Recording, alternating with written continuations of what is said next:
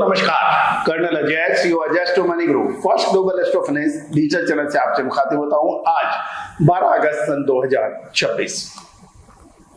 आज का एपिसोड ऐतिहासिक हो, हिस्टोरिकल हो और आप इसे बरसों याद करें, ऐसी हमारी भावना है। आज की इस एपिसोड में हम चर्चा करेंगे सिल्वर के बारे में। दोस्तों, silver, gold, crude oil, copper, steel, share बाजार और एग्रो कमोडिटीज पे हमारे अपडेट आप देखते रहते हैं। आज के विशेष एपिसोड में हम चर्चा करेंगे कि सिल्वर एक बड़े खतरनाक मोड़ पर मौजूद है।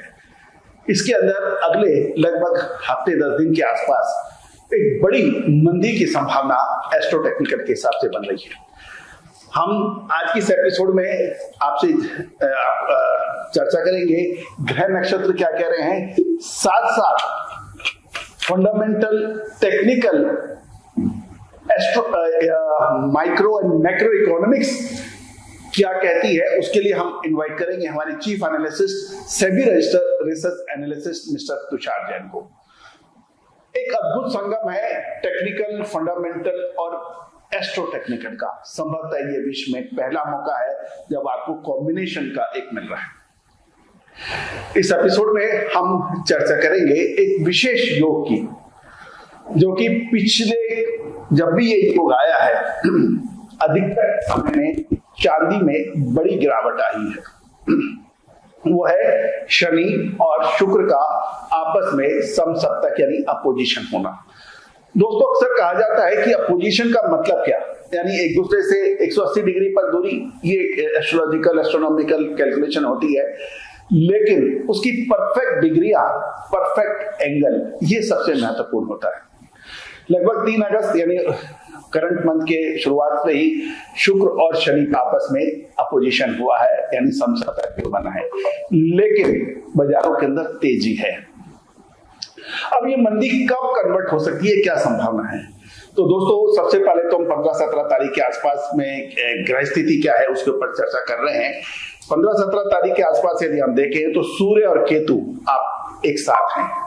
केतु और सूर्य का आपस में सिंह राशि में एक साथ होना और राहु से समसप्तक बनाना, ये शुभ संकेत नहीं है।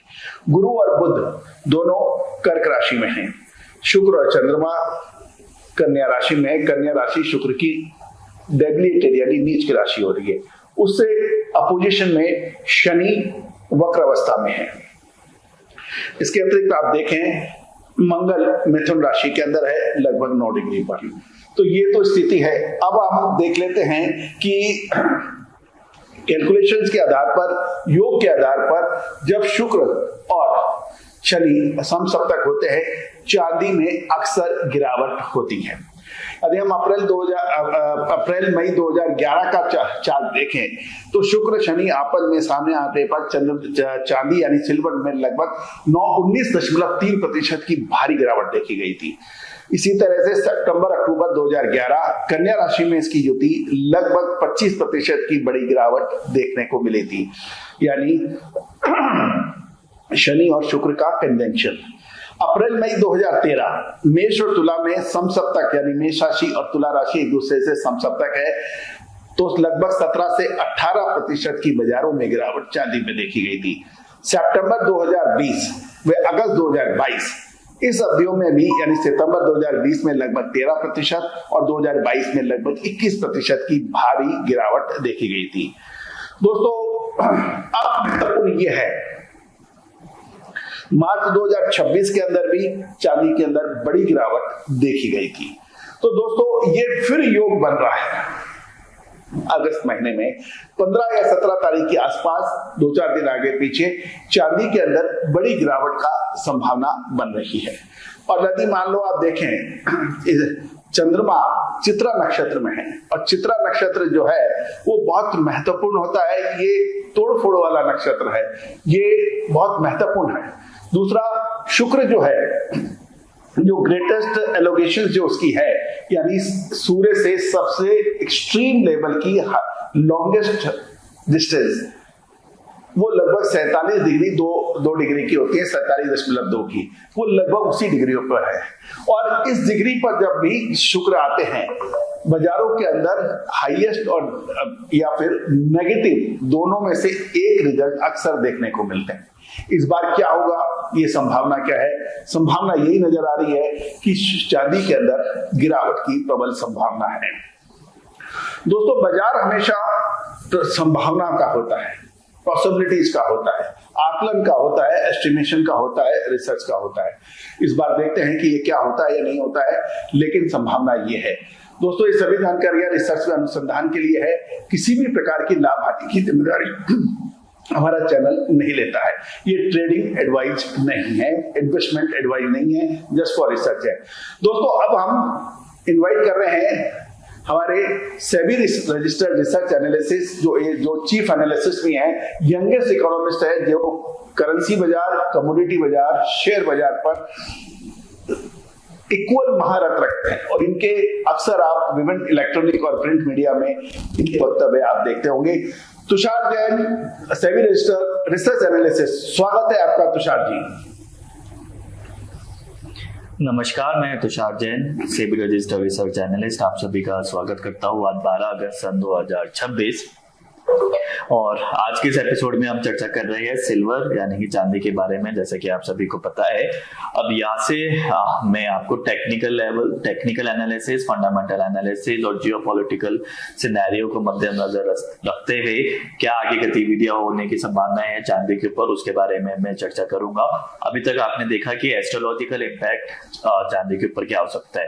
अब आप देखेंगे टेक्निकल, फंडामेंटल और इकोनॉमिकल इम्पैक्ट चांदी के ऊपर क्या इफेक्ट डाल सकते हैं। दोस्तों, जब भी हम एनालिसिस करते हैं तो हमारे पास जितने ज्यादा फैक्टर्स होते हैं उतना हमारा एनालिसिस की होने की हमारी जो एनालिसिस है उसकी सफल होने की पॉसिबिलिटीज उतनी ज्यादा बढ़ जाती है। तो अब हम जैसे कि अभी हमने चर्चा करी, टेक्निकल, फंडामेंटल और इकोनॉमिकल फैक्टर्स के ऊपर नजर डालते हैं। दोस्तों, सबसे पहले हम थोड़ा सा हिस्ट्री के ऊपर नजर डाल लेते हैं और उससे पहले हम थोड़ा नंबर्स के ऊपर नजर डाल लेते हैं। जनवरी 2025 में चांदी करीब $29 प्रति औंस की थी और पूरे 2025 के अंदर 140% से ज्यादा की रैली चांदी के अंदर हमें देखने को मिली। इतिहास की सबसे बड़ी नॉमिनल रैली। फिर 29 जनवरी 2026 को चांदी ने अपना ऑल टाइम हाई बनाया, जो कि था लगभग $121.62 प्रति औंस और MCX पर ये 3 लाख प्रति किलो के पार निकल गई थी। फिर आज 12 अगस्त 2026 को चांदी लगभग $66 के आसपास ट्रेड करते हुए नजर आ रही है, जो कि है अपने पीक से करीब 45% के नीचे। जून में ये 74 से $76 के बैंड में थी और अगस्त की शुरुआत में गिरकर ये 61 से $64 तक आ गई है और अभी हल्की बाउंस के साथ ये 66 के आसपास ट्रेड कर रही है। दोस्तों, आपको याद होगा हमने पिछले हफ्ते चांदी के ऊपर हमारे विश्लेषण दिया था, जिसके अंदर हमने चांदी के अंदर तेजी की बात की थी और वैसे ही देखने को भी मिला था। चांदी लगभग $58-59 से बढ़कर $61-62 और अब $66 के आसपास अभी ट्रेड करते हुए नजर आ रही है। उम्मीद है आपको उससे लाभ हुआ होगा। अब आगे क्या होने की संभावना है वो हम चर्चा कर रहे हैं और हम क्योंकि ये एक बड़े मूव की और हम एनालिसिस दे रहे हैं, इसलिए हमें हिस्टोरिकल डाटा भी देखना बहुत जरूरी है। 1971 में निक्सन शॉक देखने को मिला था। हम उसका थोड़ा सा इंफोग्राफिक्स भी आपके लिए लाने का प्रयास करते हैं जिससे कि उसकी अंडरस्टैंडिंग अच्छी हो। यहाँ 1971 में निक्सन शॉक हमें देखने को मिला था, जिसमें डॉलर को सोने से अलग कर दिया था। उस 1971 से पहले जो भी कंट्री अपनी करेंसी इशू करती थी वो डॉलर के 1971 से पहले सोने की जो कीमत थी वो डॉलर के रूप में फिक्स थी और जो 1971 में था वो उससे अलग कर दिया था। इंडिपेंडेंटली उसकी कीमतें डिसाइड हुई थी उसके बाद से। और 1970 के दशक में ऑयल क्राइसिस ने भी चांदी को हवा दी थी।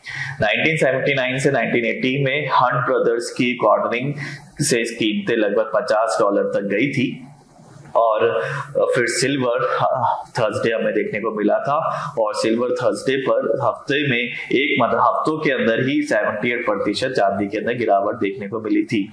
2008 के फाइनेंशियल क्राइसिस में लगभग 20 से $9 के नीचे ये देखने को मिली थी, और 2011 में $49.51 तक स्पाइक, और फिर CME के मार्जिन हाइक से 30% का करेक्शन। उसके बाद 2013 का टेपर टेंट्रम, 2020 का कोविड क्रैश, और फिर उसके बाद रिकवरी। हर बार एक जैसा पैटर्न ही चांदी के अंदर देखने को मिला। तेजी मॉनेटरी वजह से आती है और क्रैश मार्केट स्ट्रक्चर की वजह से। ये इतिहास आज बहुत काम का है, क्योंकि आज हम फिर एक बड़ी रैली के बाद एक बड़े करेक्शन की दहलीज पर खड़े हैं। और तुषार जी, जैसे आपने एक बड़ा अच्छा कहा कि चांदी में तेजी पैटर्न की वजह से आती है और क्रैश मार्केट के स्ट्रक्चर की वजह से। इसमें निक्सन शॉक की बात हुई, अपनी हुई, हंट ब्रदर्स की बात हुई, फाइनेंशियल क्राइसिस 2008 की बात हुई, उसके बाद CME के मार्जिन हाइक से 30% तक की करेक्शन की बात हुई, और 2013 का टेपर ट्रेंड और 2020 का कोविड का क्रैश, उसके बाद रिकवरी। यानी पैटर्न लगभग सेम सा है। अब क्या लग रहा है कि अब पैटर्न क्या बन रहे हैं आपके हिसाब से? क्या ईरान की लड़ाई या फिर अमेरिका वास्तव में चाहता क्या है? उसकी हर रोज आपस में इनकी दोस्ती होती है, पैक्ट होता है, साइन होते हैं, उसके बाद फिर ऊपर नीचे हो जाता है। तो आपको क्या लग रहा है कि, और साथ साथ में हम आपसे ये भी जानना चाहेंगे अमेरिका के बाद में कि चांदी के जो इंडस्ट्रियल यूज है, इंफ्रास्ट्रक्चर जो है, जो चांदी का इंडस्ट्रियल स्ट्रक्चर है, उसके बारे में भी हम आपसे विशेष रूप से समझना चाहेंगे, जिससे हमारे दर्शक इस चीज को एस्ट्रोलॉजिकली, फंडामेंटली, इंडस्ट्रियल मेटल और बुलियन, इन सब का एक संयुक्त प्रयास, एक कॉम्बिनेशन आपसे देखने को मिले। तो सबसे पहले तो हम तुषार जी, आप अमेरिका और ईरान का भी इससे कुछ फर्क पड़ रहा है, उसके ऊपर चर्चा करेंगे। तुषार जी, अब हम US ईरान वॉर के ऊपर आते हैं। इसकी हिस्ट्री में हम नहीं जाएंगे। हम सभी को पता है कि 28 फरवरी से लगातार इसमें ये अपडेट्स हमें देखने को मिल रहे हैं, और उसके काफी अपडेट्स, लेटेस्ट अपडेट्स हम हमारे चैनल के ऊपर भी डाल रहे हैं। दोस्तों, अमेरिका, अब ये सबसे बड़ा सवाल ये है कि फिलहाल क्या है। अमेरिका जंग खत्म करना चाहता है।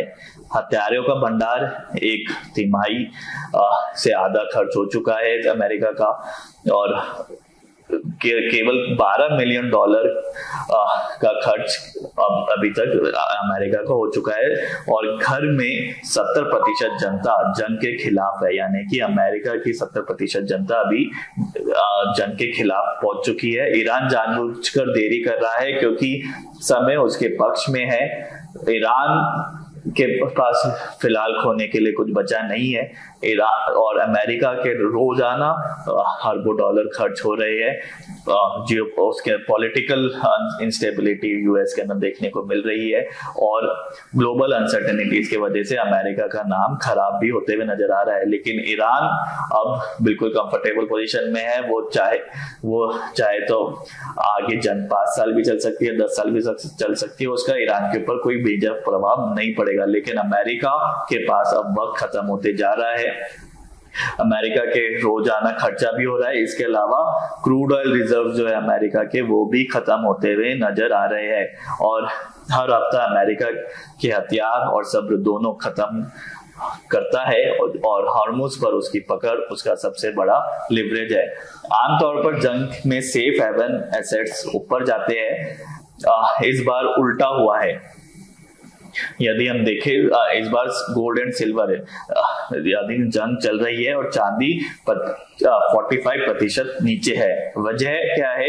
इस बार रेट्स और महंगाई का डर सेफ हेवन डिमांड से ज्यादा हावी रहा, और जनवरी की 140% रैली के बाद पोजीशनिंग वैसे भी ओवर एक्सटेंडेड थी, और करेक्शन, जिसके वजह से करेक्शन हमें देखने को मिला, क्योंकि जनवरी तक एक बहुत बड़ा मूव चांदी में देखा जा चुका था, और जैसे ही वॉर चालू हुई तो लिक्विडिटी की कमी के वजह से और फंड्स की रिक्वायरमेंट के वजह से काफी बड़े पैमाने पे चांदी के अंदर बिकवाली इसमें देखने को मिली थी। इसी के साथ ही अब हम आते हैं उस हिस्से पर जो असली वजह है, फंडामेंटल थकावट, यानी कि लॉन्ग टर्म स्ट्रक्चर की यदि हम बात करें। तुषार जी, एक चीज मैं आपसे समझना चाहता हूं कि लॉन्ग टर्म डेफिशिएट, एक तरफ तो चांदी की जो अवेलेबिलिटी है वो काफी कम बताई जा रही है, दूसरा ये एक तरह से आपने बिल्कुल एक्सप्लेन बहुत अच्छी तरह से किया कि अमूमन जियोपॉलिटिकल टेंशन, जब दो महत्वपूर्ण बड़े देशों के बीच में लड़ाई चलती है तो जियोपॉलिटिकल टेंशन बढ़ने से खासकर बुलियन में तेजी आती है, लेकिन इस बार उल्टा हुआ, उसका भी आपने वजह बताई, वो बिल्कुल परफेक्ट है। अब महत्वपूर्ण ये है कि जो लॉन्ग टर्म स्ट्रक्चर डेफिशिएट है उसकी और शॉर्ट टर्म में डिमांड कमजोर पड़ रही है, इसको हम कैसे समझे? क्योंकि चांदी का अक्सर यूज जो है, जैसे सोलर पीवी सब्स्टिट्यूशन, उसका भी क्या आ रहा है क्योंकि चांदी एक इंडस्ट्रियल मेटल है, तो चांदी की गिरावट कहीं कोई बड़ी संकेत तो नहीं दे रही है, उसके बारे में आपका क्या कहना है? हमारे दर्शकों के लिए प्लीज एक्सप्लेन कीजिए तुषार जी। सोलर, जैसे कि हम चांदी के यूसेज की बात कर रहे हैं तो सबसे पहला है सोलर पीवी सब्स्टिट्यूशन, जिसमें सोलर डिमांड ही हाल ही की रैली का सबसे बड़ा इंजन रही थी, और लेकिन 2026 में घटने का अनुमान जताया जा रहा है। मैन्युफैक्चरर्स अब हर सेल में चांदी की मात्रा आक्रामक तरीके से घटा रहे हैं और महंगी चांदी की भरपाई के लिए दूसरी तकनीकों की तरफ भी वो बढ़ते हुए दिखाई दे रहे हैं। दूसरा है सिल्वर इंस्टीट्यूट का अनुमान है कि 2026 में कुल औद्योगिक चांदी की मांग में मामूली गिरावट आएगी और वह घटकर 650 मिलियन ऑन्स तक रह जाएगा। ये है आकलन सिल्वर इंस्टीट्यूट का। वही तीसरा कारण है मैक्रो प्राइस फटीग, जो कि 2026 की शुरुआत के ऐतिहासिक ब्रेकआउट के बाद जब एमसीएक्स पर कीमत 3 लाख प्रति किलो के पार गई थी और ग्लोबल स्तर पर करीब $94 प्रति ऑन्स ज्वेलरी और सिल्वर वेयर जैसे प्राइस सेंसिटिव सेक्टर्स में फिजिकल खरीदारी आमतौर पर ठहर जाती है, जब भी इस तरीके का बहुत ज्यादा अपमूव देखने को मिलता है। यह वह फाउंडेशन सपोर्ट है जो अब कमजोर पड़ रहा है। वही यदि हम संक्षेप में कहें तो डिमांड साइड की 3 अलग अलग जगहों से एक साथ हवा निकल रही है, ठीक उसी समय जब बाजार पहले से नर्वस है।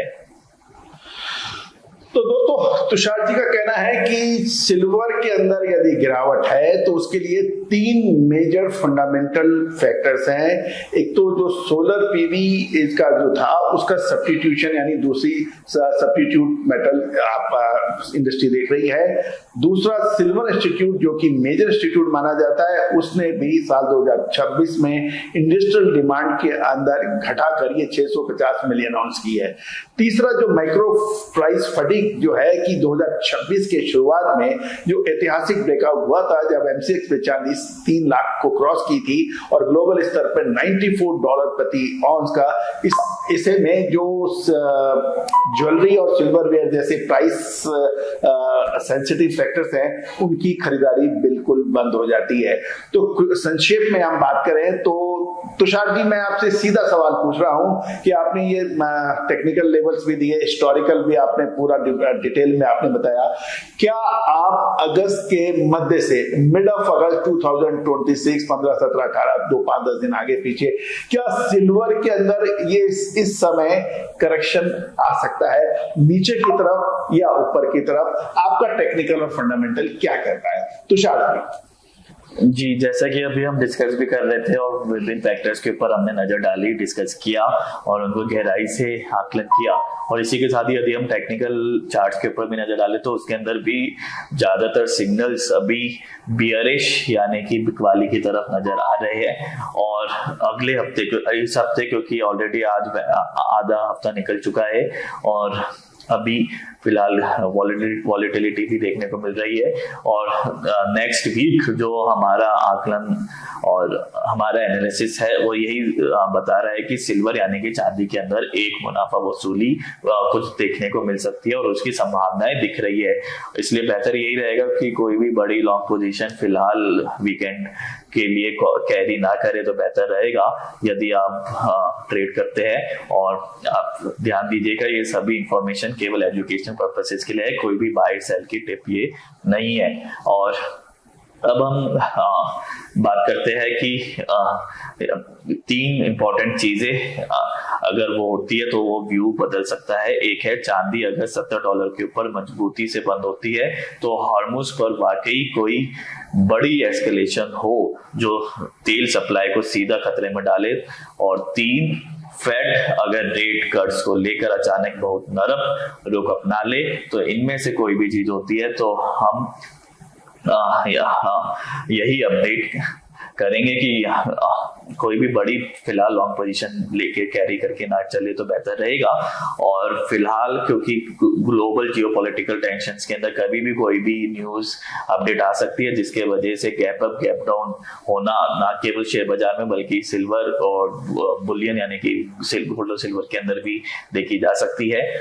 और इसी के साथ ही मैं फिर रिपीट करना चाहूंगा, हमारा नेक्स्ट वीक का व्यू यही है कि हम फिलहाल सिल्वर के अंदर नेक्स्ट वीक के लिए बियरिश यानी कि मुनाफा वसूली आने की संभावनाएं दिखाई दे रही है। तुषार जी, आपका कोई डिस्क्लेमर?